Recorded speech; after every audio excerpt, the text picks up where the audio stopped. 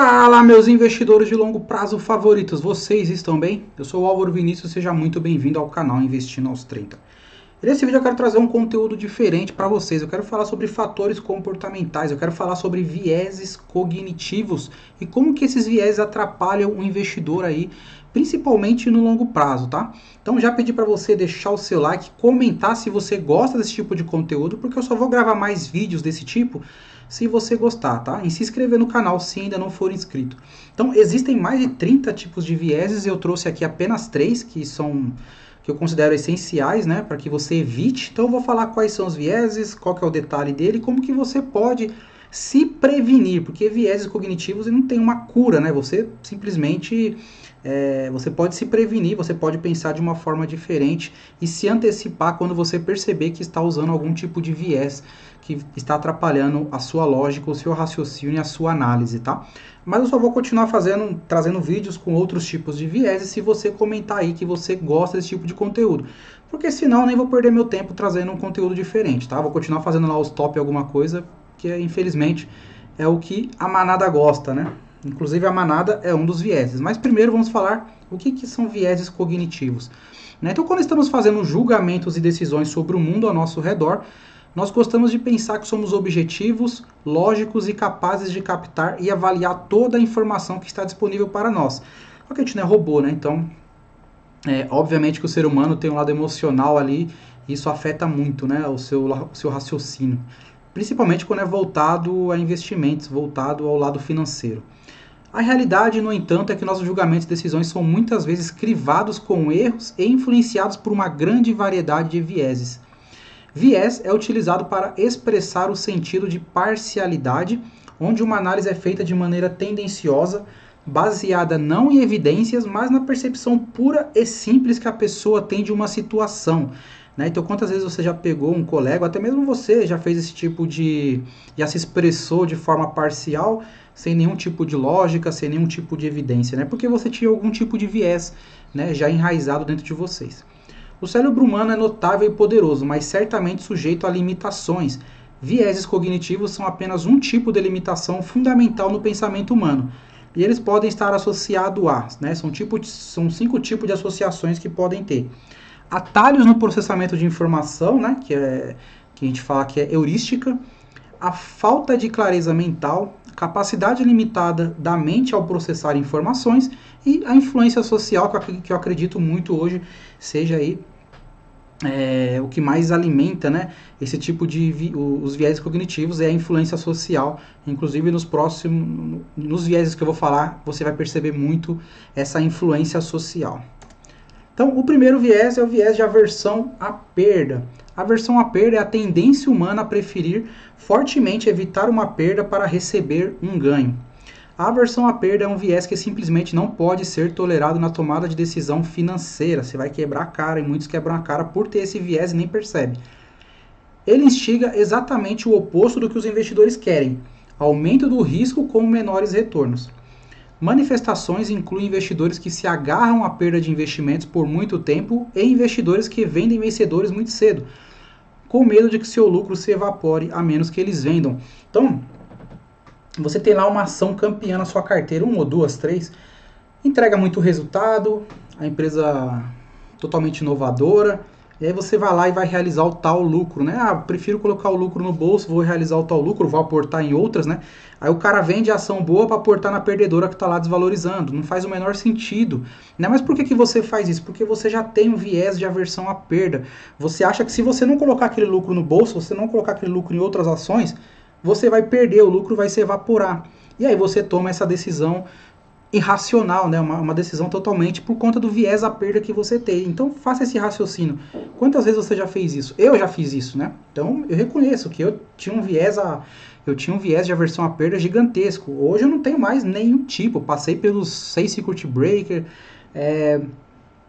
a bolsa caiu, eu estava na boa, continuando com a minha estratégia como sempre fiz. Mas antes disso, logo no começo de todo investidor, você simplesmente não tem muita maturidade para tratar alguns assuntos. Então você toma decisões emocionais equivocadas e irracionais, muito ligado à aversão à perda. Pode também ser a razão para manter uma carteira desequilibrada. Por exemplo, Se várias posições de investimentos caírem em valor e o valor não estiver e o investidor não estiver disposto a vender devido à aversão à perda, pode ocorrer um desequilíbrio, né? Então o contrário também é verdadeiro. Tá com ativo lá, pô, a empresa simplesmente perdeu todos os fundamentos do mundo, né? Mas você segura e fala, cara, eu não vou vender isso aqui, porra, não vou continuar segurando porque eu não quero perder. Então, isso também é uma espécie de aversão à perda, né? E aí não é girar patrimônio, é simplesmente você vai vender uma ação que você não acredita mais na empresa, né? Eu tinha Cogna na carteira e eu vendi Cogna sem o menor receio, porque eu tinha errado na análise na compra. Mas eu vi que aquele era o momento de vender porque eu não acreditava mais na empresa. E a empresa continuou caindo, mas isso não me torna nenhum gênio, isso me torna uma pessoa que simplesmente aprendeu a controlar a aversão à perda, o viés da aversão à perda, né? Então, na teoria da perspectiva de aversão à perda, a gente pode ver que com 2% de ganho você está satisfeito, né? Só que se for 2% de perda, você já não está mais satisfeito. Você já fica meio puto, né? Você já quer se livrar da ação. Eu vejo muito isso nos grupos, na página de Instagram, quando eu respondo perguntas. Então, esses dias, um seguidor no Instagram perguntou: por que BB Seguridade está caindo tanto nas últimas semanas? Aí eu, caramba, eu tenho BB Seguridade, não lembro dela cair tanto, mas vamos ver o gráfico. Fui lá ver o gráfico, pô, tinha caído 1,40 em 3 semanas. Cara, mas e o longo prazo, né? No longo prazo, quanto que subiu a ação? Quanto que ela te entrega de retorno? Então a pessoa está achando que toda ação vai subir para sempre, por quê? É o viés de aversão à perda, ele é gravíssimo, isso aqui ele quebra o investidor literalmente.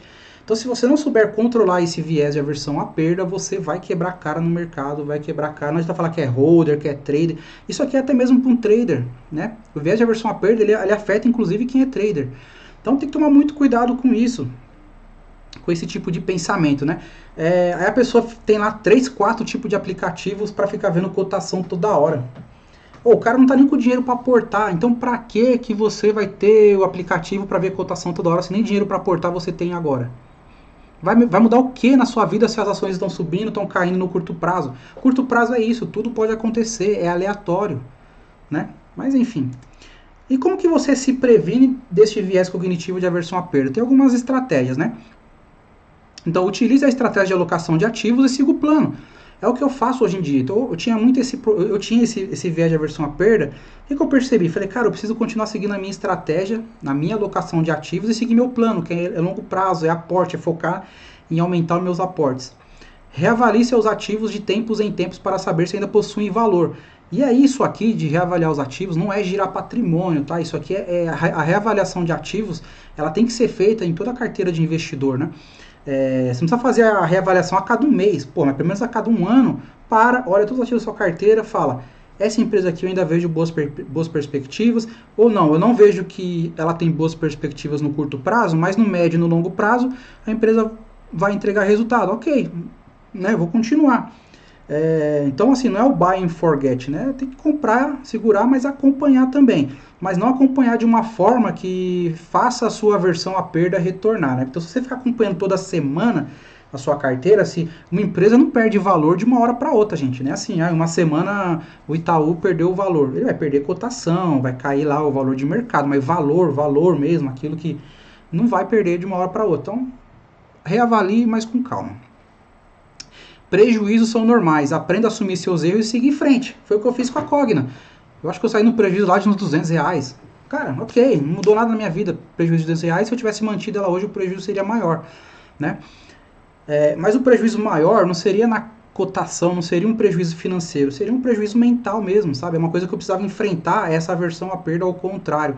Tanto aquela de aversão à perda de querer fazer lucro, essa eu nunca tive, a aversão à perda de querer realizar o lucro eu nunca tive, mas eu tinha aquela aversão à perda de, sabe, nossa, eu não posso vender no prejuízo.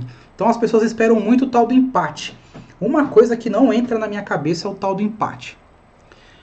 Ah, empatou, eu vou vender para me livrar. Sério, eu juro por Deus, isso não entra na minha cabeça de forma alguma, eu fico até revoltado quando eu vejo alguém falar isso, porque não tem a menor lógica. Se você não quer mais a empresa, dane-se, para que você vai ficar segurando a empresa na carteira, tendo mais prejuízo, né? E você não vai ser menos ou mais holder por causa disso, porque você errou na análise, você não tem mais confiança na empresa, faz parte, né? Segue a vida. Então, prejuízos são normais, aprenda a assumir seus erros e seguir em frente. Esqueça a rentabilidade e previsão de futuro. As pessoas focam muito em rentabilidade, focam muito na taxa, e esquecem do aporte. Aporte supera a taxa, isso é básico, né? O tempo, o aporte, isso é o mais importante do que a rentabilidade. Então, você pode fazer joga numa planilha aí, coloca lá se você tiver uma rentabilidade de 0 a 5%, de 1 a 5%, coloca um tempo aí de uns 30 anos, 20, 30 anos, e coloca o valor dos aportes, 100, 10, 200, 300 ou 500. Você vai ver que aquele cara que aporta 500 a uma taxa de 1%, ao final de 20 anos vai ter muito mais retorno do que aquele que teve uma taxa de 5%, mas só aportou R$100. Inclusive deve ter vários vídeos, eu vou trazer algum vídeo disso aqui ainda para poder provar para vocês isso, né? E foque no processo, não no resultado. Curta a caminhada. Ser holder é assim, é tedioso, mas curta o tédio, é legal isso, né? Pô, você todo ano que eu vejo lá, eu já invisto há 4 anos, eu vejo, vai fazer 5, né? Eu vejo a evolução do meu patrimônio, a evolução da geração de renda passiva. Cara, eu não tô nem vendo rentabilidade. As pessoas me perguntam, como que tá a rentabilidade da sua carteira? Eu não sei porque não me interessa. Me interessam duas coisas. Aumentar meu patrimônio e aumentar a minha renda passiva. Porque, consequentemente, quando eu aumento o patrimônio, eu aumento a minha renda passiva. E traz outra consequência que eu até comentei na minha forma de investir, como que eu fazia.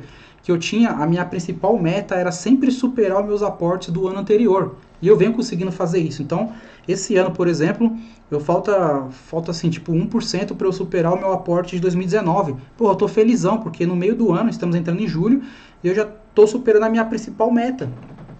Né? Isso é bacana, isso é legal, é uma meta que não é tão fácil você pensar, pô, como que eu vou superar sempre a minha meta do ano anterior, né?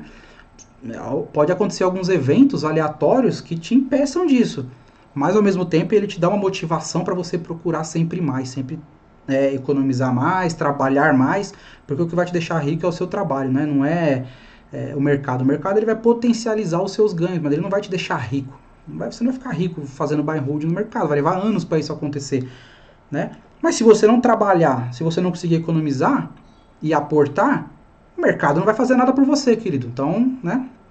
Bom, e aí tem uma frase, fica uma dica de livro aqui, o livro Rápido e Devagar, do Daniel Kahneman, que ele fala: o conceito de aversão à perda certamente é uma das contribuições mais significantes da psicologia em economia comportamental. O viés do efeito manada. Esse aqui é uma maravilha, né? Efeito manada. Tendência das pessoas fazerem algo porque outras pessoas estão fazendo, independentemente de suas próprias crenças que podem ignorar ou substituir. Quando a massa escolhe um vencedor ou um favorito, é quando o nosso cérebro individualizado começa a se desligar e entra uma espécie de pensamento em grupo, pensamento de grupo. Mas não precisa ser um grupo muito grande, uma nação inteira. Podem ser pequenos grupos, como a família, ou até mesmo um grupo de trabalhadores no escritório, né? Ou até mesmo um grupo de investidores, né, meus queridos? O efeito manada é o que normalmente causa comportamentos, normas sociais e memes que se propagam entre os grupos de indivíduos, independentemente de evidências ou motivos. Então aqui no desenho a gente está vendo os búfalos, né, seguindo lá um dos búfalos e está indo para o penhasco. É isso que o efeito manada faz, né? Todo mundo está fazendo, então não é possível que esteja todo mundo errado. E às vezes acontece de estar todo mundo errado. Tem 4 motivos porque os investidores seguem a manada sem perceber. Às vezes é totalmente irracional você seguir a manada. O primeiro é pela pressão social da conformidade. A maioria das pessoas é muito sociável e tem um desejo natural de ser aceito por um grupo ao invés de ser marcado como uma pária. Portanto, seguir o grupo é uma maneira ideal de se tornar um membro. O grupo não pode estar errado. Esse aqui, né, é o que mais tem. Mesmo que você esteja convencido de que em determinada ideia, ou curso, ou ação é irracional ou incorreta, você ainda pode seguir o rebanho, acreditando que eles sabem algo que você não. Tem muito influenciador aí, né, com efeito manada. A ganância. A sensação de que pode perder a grande subida do mercado afeta profundamente os investidores. Eles não vão querer ficar de fora e para isso se expõem a riscos elevados sem se importar com os fundamentos intrínsecos. Isso leva os investidores a comprarem em mercados de alta. Quando a gente não vê o rally lá, o William Bonner falando no Jornal Nacional. A bolsa chega a 110 mil pontos, 115 mil pontos. Passa matéria na Exame, na Valor, que a bolsa é o melhor investimento do momento, ações. Aí todo mundo tira o dinheiro da renda fixa e vai para ações. Maravilha, né?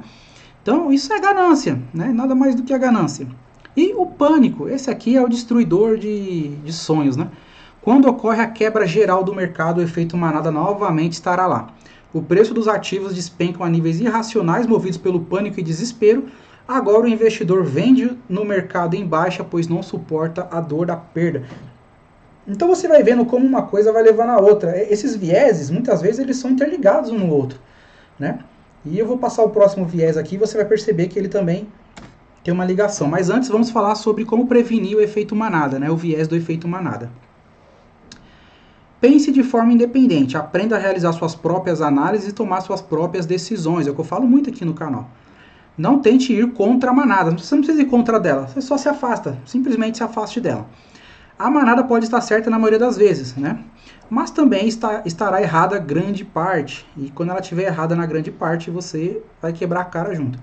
Entenda, o que move o preço dos ativos no curto prazo é fluxo, notícias e especulação. No longo prazo, os fundamentos e qualidade dos ativos é o que de fato importa, né? No longo prazo, o que importa são os fundamentos e a qualidade do ativo. No curto prazo é fluxo, notícia, especulação, tudo pode acontecer. Desenvolva uma mentalidade adequada através da leitura, estudos e aprendizagem. Investir é uma jornada de longo prazo. O viés da falácia do apostador. Eu estou vendo muito isso aqui em Instagram, canal do YouTube, mas ok, vamos lá, né? É a tendência em dar enorme peso em eventos passados, acreditando que eles afetarão eventos futuros. A falácia do apostador ou jogador ocorre quando as pessoas acreditam que podem prever eventos aleatórios e que podem controlar a sorte. O investidor, após ter sucesso em algum dos seus investimentos, pode acreditar que tem sorte ou tem uma mão boa para investir em ações. O cara é fera. Isso o leva a tomar caminhos especulativos de buscar a riqueza fácil e rápida. Não precisa dizer que este caminho leva a prejuízos e insucesso. Um elemento crítico da falácia é que as vitórias e perdas se equilibrarão no curto prazo, e não no longo prazo, de modo que várias perdas significam que as vitórias são mais prováveis. O que eu vejo agora, gente, de pessoas que estão vendendo um caminho fácil de riqueza, eu não estou falando de pirâmide não, tá? Multiplique seu capital, é tanta coisa que eu vejo que, assim, é complicado, né? E as pessoas acreditam. Então uma coisa vai levando a outra. A falácia do apostador leva ao efeito manada, que leva ao efeito da perda, de aversão à perda. Você vê como esses viés eles vão levando um ao outro, né? Na teoria, não há uma ligação entre eles, mas quando você fala de investimento, você vê que eles têm sim uma certa ligação, né? Então, quando às vezes a pessoa vai lá, coloca a boleta de compra, né, de pagando DARF, né, pra quê? Aquilo é uma prova social para atrair a manada, né? Eu comprei a ação tal, olha a minha rentabilidade aqui, 200%. Quantas vezes vocês me viram mostrar a rentabilidade aqui no canal? Eu mostrei a rentabilidade lá do site Meus Dividendos, da carteira do YouTube, mas todas as vezes que eu mostro a rentabilidade eu falo, galera, quando estava negativo eu falava, não me importo. E quando estava muito positivo, inclusive nesse momento está muito positivo, no próximo vídeo da carteira Skin the Game eu vou mostrar, eu também falo que eu não me importo, porque meu foco está no longo prazo. Então se a rentabilidade está baixa agora ou está alta no curto prazo, não me importa. É isso. Então assim, mas a pessoa quer mostrar a rentabilidade e aí a manada vai seguindo. Não, vamos lá, vamos seguir, vamos ver. Né? Pô, se o cara está fazendo, o cara tem milhões e bilhões na carteira, vamos seguir. Isso é um viés da falácia do apostador. Você está apostando o seu dinheiro na estratégia que aquela pessoa está fazendo. Olha o erro que você está cometendo. É o seu dinheiro, né? Enfim, como que você se previne desse viés cognitivo da falácia do apostador? Tente pensar como eventos de probabilidade. É cabeça estatística, é pensar com as probabilidades na sua mão. Evite depender da sorte ou esperança. Rapaz, tem gente que está dependendo de uma única ação aí, chegar a 2, 3 reais para falar que virou milionário. Não precisa nem falar qual que é a ação, né? Busque diversificar a sua carteira. Isso é básico, mas te protege sim da falácia do apostador, né? E faça compras pequenas e regulares. Você não precisa ter a ganância, né? Eu estou vendo muitas pessoas, um efeito manada que eu estou percebendo, as pessoas querem investir no exterior.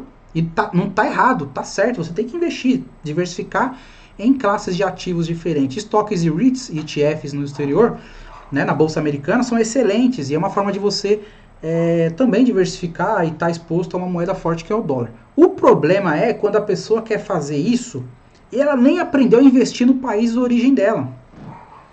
O cara não sabe fazer uma análise fundamentalista no Brasil. Só fala pra ele, o que, a Ipera faz? O cara não sabe. O que é um ROI? O que é um payout? Qual que é o valor máximo da dívida líquida por EBITDA? O cara não vai saber falar, mas não, ele quer investir no exterior. Ah, vou investir no exterior, vou abrir conta na Passfolio, nem sei o nome da corretora, na Venui, né? E você vai ver o cara tá aportando R$500. Por quê? Ele tá seguindo a manada. Ele tá seguindo a falácia do apostador, mostrando lá que eu já tô vivendo do patrimônio em dólar. Olha a minha rentabilidade em dólar. O dólar olha o gráfico do dólar, é a melhor coisa do mundo. Cara, para e pensa. Eu tenho condição financeira hoje para investir no exterior? Onde que eu moro? Eu moro no Brasil. Eu preciso ter a maior parte do meu patrimônio aqui no Brasil. Não faz sentido. Eu tô vendo pessoas que estão 100% investindo lá fora. E o cara mora aqui em São Paulo, mora no Rio de Janeiro, mora na Bahia. Que sentido faz isso? Você tem noção das taxas? Não tem. Você perguntar pro cara, mas quando você manda o dinheiro lá pra Venui e converte o câmbio, você tem noção daquele valor? Não. Aí o influenciador dele, quando manda 10 mil reais, 20 mil reais. Aí o cara manda 500 conto, 200 reais. E esquece o mercado brasileiro. O mercado brasileiro é mato. É mato. O que eu quero dizer com isso? O nosso mercado ele é muito imaturo perto do mercado norte-americano. Então nós temos muito potencial de crescer ainda, de construir patrimônio, de construir riqueza no Brasil. Isso não quer dizer que você não pode investir lá fora, invista, mas quando você tiver condições, não só financeiras, como também condições de ser um investidor internacional, de ter o conhecimento necessário. E eu posso falar porque eu cometi muito esse erro, né? Cara, eu quando comecei eu queria ter Bitcoin, investir em dólar, eu queria ter tudo, mas eu não tinha condições financeiras para isso. Quando eu percebi a cagada que eu tava fazendo, eu falei, cara, o que eu tô fazendo, bicho? Eu preciso primeiro crescer. Eu preciso primeiro crescer no meu trabalho, ter mais dinheiro, ter outras fontes de receita. Aí sim eu começo a diversificar em classes de ativos diferentes. Aí eu posso pensar em ter Bitcoin um pouquinho, começar a me expor ao dólar, investir lá fora. Então hoje 6% da minha carteira ela tá em dólar, ela tá em ETFs e estoques e REITs nos Estados Unidos. Na verdade, REITs eu não tenho nenhum, eu tenho estoques e tenho 2 ETF. E dá 6%. Eu vou aumentar para 10%, mas eu não tô com pressa nenhuma, eu vou fazendo isso de boa, tranquilamente. Né? Por quê? Eu parei para pensar e falei, bom, agora eu sei analisar ações americanas. Né? Eu sei qual site eu utilizo para analisar, eu sei quais indicadores, eu consigo pegar lá um release da empresa e ler. Eu não fico dependendo de análise de terceiros. Né? Mas enfim, foi um desabafo aqui. E não especule ou tente controlar o mercado. Primeiro que você não controla o mercado. E especular, quando eu falo especular, eu estou falando para o buy hold, eu estou falando para o cara que fala que é holder, né? Não para o trader. O trader vai especular, é normal, faz parte da rotina dele. E tá tudo certo, cada um na sua. Né? Quantas vezes vocês me viram criticando aqui day trade, ou quem opera opções, quem opera mini índice? Cara, cada um sabe o que faz da sua vida, mas o meu público eu creio que a grande maioria aqui, 90% deve ser holder. Então não faz sentido pro holder especular. Né? Porque quando você quer especular, você acha que controla o mercado, mas vou te dar uma péssima notícia, você não controla o mercado, ele te controla. Aliás, ele vai te controlar se você permitir. Se você permitir, ele não vai te controlar. Tá? Então nesse vídeo é isso, novamente, deixa o seu like, comenta aí se você quer que eu traga outros tipos de vieses.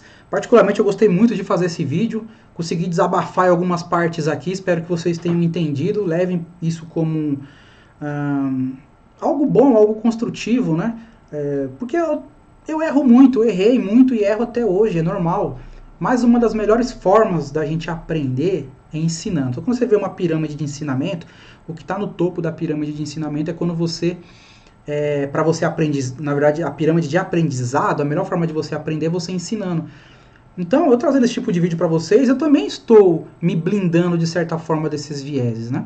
Então, Comenta aí se você gostou desse tipo de vídeo, talvez não tenha tanta visualização, infelizmente, mas, sinceramente, eu acho que foi um dos melhores vídeos que eu gostei de gravar aqui pro canal, disparado, assim. Eu acho que esse e o das 5 forças competitivas de Michael Porter, acho que foram os vídeos que mais me deram, assim, porra, tesão em fazer mesmo, falar, cara, isso aqui é diferente do que eu vejo por aí, tá?